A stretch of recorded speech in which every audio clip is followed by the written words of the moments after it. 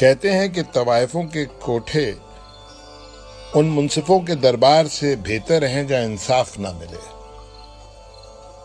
ایک دن ملا نصیر الدین بازار سے گزر رہے تھے کہ پیچھے سے کسی شخص نے زور سے تھپڑ مارا۔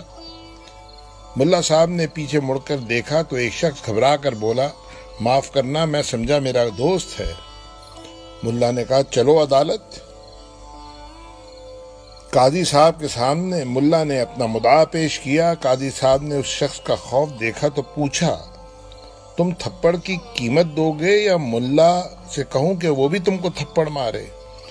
اس شخص نے کہا، جناب میں قیمت دینے کے لیے تیار ہوں، میری بیوی کے پاس کچھ زیورات ہیں، وہ میں لے کر آتا ہوں۔ قاضی صاحب نے اس کی طرف غور سے دیکھا اور حامی بھر لی اور کہا، جاؤ جلدی سے زیور لے آؤ۔ ملا اور قاضی صاحب گھنٹوں انتظار کرتے رہے اور تھک گئے، لیکن وہ شخص نہ آیا۔ ملا نصیر الدین اٹھے اور ایک زوردار تماچا قاضی صاحب کو رسید کیا اور کہا، جب وہ شخص زیور لے آئے تو تم لے لینا۔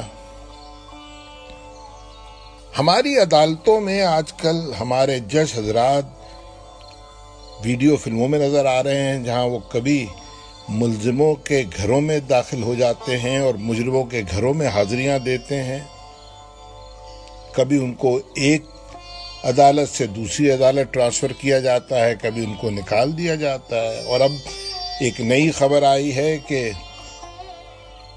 قاضی صاحبوں کو اور ججوں کو خود پتہ نہیں ہوتا کہ ان کو کب تبدیل کر دیا جاتا ہے۔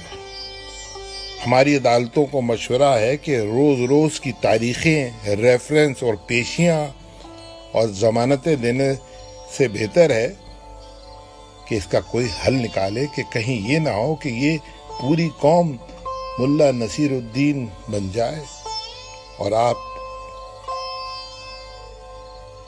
خیر چھوڑیے اس بات کو۔ الہ آباد کی تہذیب یافتہ طوائف نے اپنے کوٹھے کے آگے ایک تختی لگا دی جس پہ لکھا اس نے، عزت برائے فروخت۔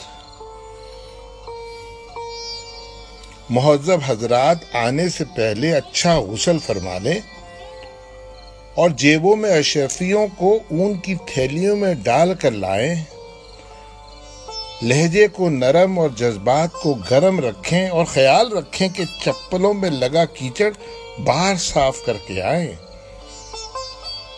ہمارا فرش ہمیں رزق دیتا ہے، اس کی بے حرمتی ہمیں کسی طور پہ قبول نہیں۔ دلال کو ایک پائی بھی ادا نہ کریں، اسے معقول وظیفہ ملتا ہے۔ البتہ باہر رکھے ہوئے چندے کے ڈبے میں دل کھول کر پیسہ ڈالیں۔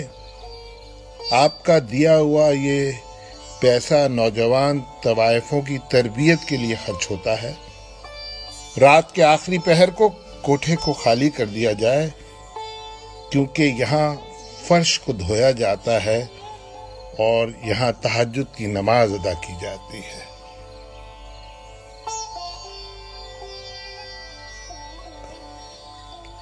طوائف کا کوٹھا اور ہماری عدالتیں موازنہ کر لیجئے۔ شکریہ۔